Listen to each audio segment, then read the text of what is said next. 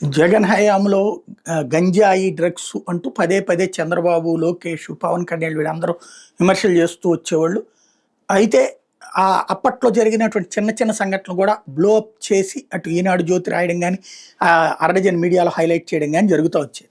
అయితే ఇప్పుడొచ్చేటప్పటికి నిన్న ఉండవల్లి దగ్గర చంద్రబాబు గారి ఇంటి ఏరియా నుంచి ఇటు వచ్చేటటువంటి రూట్‌లో ఇద్దరు పోలీస్ సిబ్బంది, రైల్వేలో పనిచేసి వచ్చేటువంటి సిబ్బందిని, గర్భిణి అయిన అమ్మాయిని కూడా కొట్టినటువంటిది, మద్యం మత్తులో అరాచకంగా దాడి చేసి రాళ్లతో కొట్టినటువంటి సంఘటన ఒక ఎత్తైతే, ఇప్పుడు తాజాగా శ్రీకాకుళం జిల్లాలో గ్రీవెన్స్‌లో ప్రజలు వచ్చి డిమాండ్ చేసినటువంటిది, గ్రామాలు గ్రామాలు రోడ్డెక్కి అడిగినటువంటి అసాంఘిక శక్తుల్ని తమ గ్రామాలను కాపాడడానికి స్వయంగా ఎస్పీకి సర్పంచులు ప్రజలు విజ్ఞప్తి చేశారు. ఇది శ్రీకాకుళం జిల్లా పోలీస్ కార్యాలయంలో సోమవారం చోటు చేసుకుంది. ఇచ్చెర్ల మండలం ధర్మవరం, పొన్నాడ, భగీరథపురం, ముద్దాడ, కొంగరాం సర్పంచులతో పాటు బొంతలకోడూరు ఎంపీటీసీ తమ గ్రామాలను అసాంఘిక శక్తుల నుంచి కాపాడాలని గ్రీవెన్స్లో ఎస్పీ కేవీ మహేశ్వర్ రెడ్డిని వేడుకున్నారు.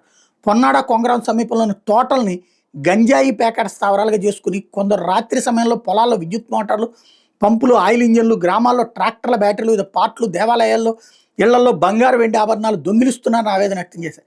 తక్షణమే ఈ సమస్యల మీద చర్యలు తీసుకోవాలని కోరారు.